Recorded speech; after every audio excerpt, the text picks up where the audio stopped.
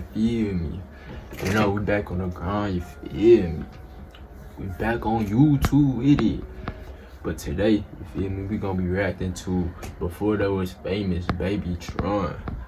You feel me? Make sure you hit that like and subscribe button. Get me up there, you feel me? You know this a new channel, you feel me? We back on that grind. Trust me, y'all gonna see that boy Savior on the here too. You know we done do it, we like this. And more people to come. Y'all see them as we go on. But shit, let's get straight into this video, you heard me? Oh man. What's crazy is like Baby Tron, he's like one ugly ass nigga.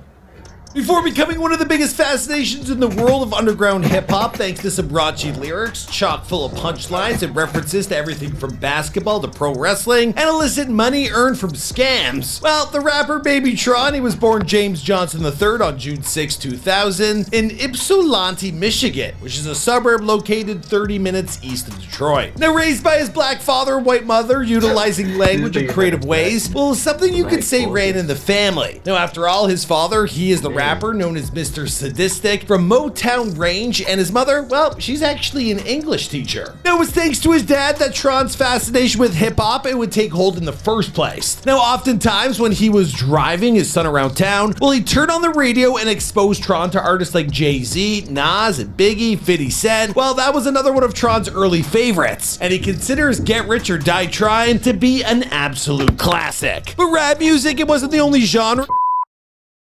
Absolute classic. But rap music, it wasn't the only genre he had interest in throughout his childhood. Well, he also discovered an abundance of 80s pop music, something that would become his specialty when it came to picking the absolute right beat, the sample for his singles later on in life. Now, it didn't matter where he was or what he was doing at any given time, Tron always kept an ear out for a great sounding beat. He once told OK Player, "Yeah, I definitely heard some of that shit in movies or just anything, hearing it, walking through the stores." By the time he was in middle school, well, Tron's favorite artist was Chief Keef, but he was also listening to local Michigan artists like Doughboys, Cash Out, and Bread Gang. Now, that was also the age he decided to come up with his own stage name. So to be honest, well, there's no big secret or anything behind his moniker, and well, no, it's not influenced by Megatron from Transformers, which was my guess. I love them Autobots. He just wanted a cool handle to be known by, and soon as he started rapping around the age of 12, well, his friends began referring to him as Baby Tron, which, you know, just seemed to fit the bill. But before his desire to rap would truly take hold, well, Tron flirted with the idea of becoming a professional basketball player. Now, he was always part of his school team, and while he wasn't quite old enough to remember the most recent Detroit Pistons championship from 2004, well, that franchise's success during his childhood, well, it played a big part in his love for the game. it's just like I was never no real hooper because shit, I was never 6'3". Now, unfortunately, while disagreements with his coaches in high school, they would lead to him leaving the team and dropping the sport. Now, what's ironic about the whole situation is that Tron, well, he would still become the most famous young person to ever represent his hometown, outside of being an up-and-coming Memphis basketball star known as Imani Bates. Now, Imani and Tron, they both attended Lincoln High School, where Bates won a state championship in 2019. That's the very same year that Tron graduated. Now, in those halls is where Tron, he formed his group of close friends and collaborators alongside Stan Will and TRD. Now, we informed Michigan Live that what made them click was so instantaneous. He stated, "We were just different, at least we felt like we were different from the people who went to that school. We made a rap group, just hung out in our little circle." Starting in the 10th grade, while Baby Tron and his friends began pumping music out of the makeshift recording studio in Stan Will's bedroom closet. Now, shortly thereafter, well, they uploaded their stuff online and they became part of the growing rap scene in Detroit. Now, initially, a lot of their lyrics followed in the footsteps of scam rap artists, making music about hacked VPNs, stolen credit cards, and other fraudulent activities. Think of it like the Gen Z answer to the street hustles of the 80s and 90s. Now, it's also not something that Tron is ever embarrassed about. In fact, he told Rolling Stone, "That's where I came from, scamming. So I still talk about it. It's like an origin. It's like me. I can't change me." Now, in all honesty, though, being labeled a scam rap artist is a bit misleading when it comes to Tron, because a whole whole lot of his music displays his incredible expertise in everything from sports to old movies, to finding creative ways to tell you that your partner probably isn't as interested in you as you think you are. In other words, well, scamming is just a small part of his personality. But back in 2018, well, it was front and center when Baby Tron and his crew, well, they dropped the first music video, Game Breaker. Now, after recording and releasing the song in senior year and getting a warm reception from friends, well, Baby Tron kept pushing and eventually began branching out on his own, making solo music while remaining an active member of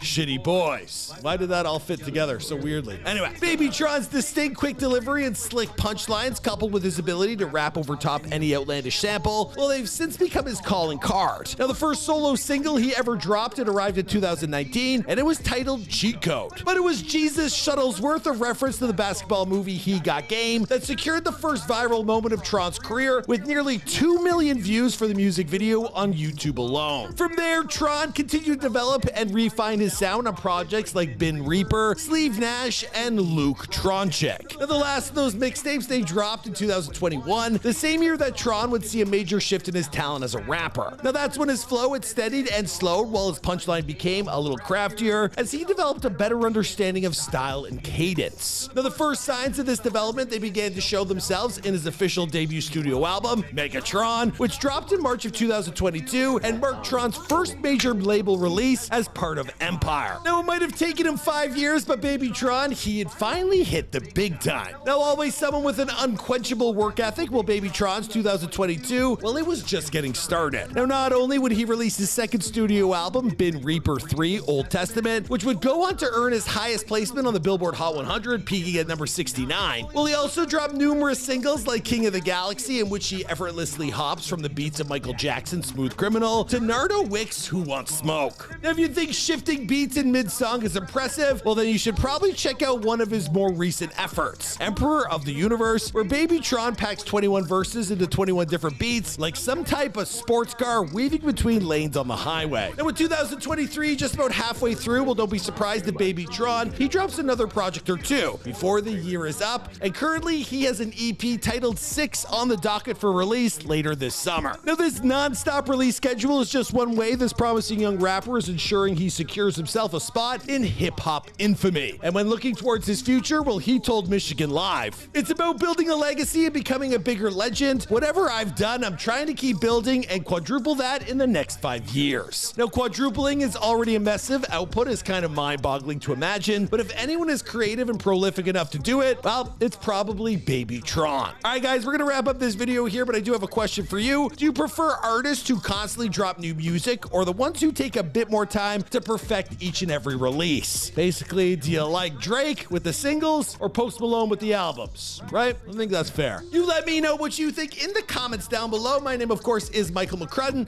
and we've been dropping like a recent upload at the end of some of our new videos. So I think we have Chinese Kitty backloaded for you guys. If you missed that one, check it out. Another artist, you're gonna want to keep it. Show me this nigga got a black dad. Like, I would have never thought. Ain't nothing wrong with that. Like, I would have never thought.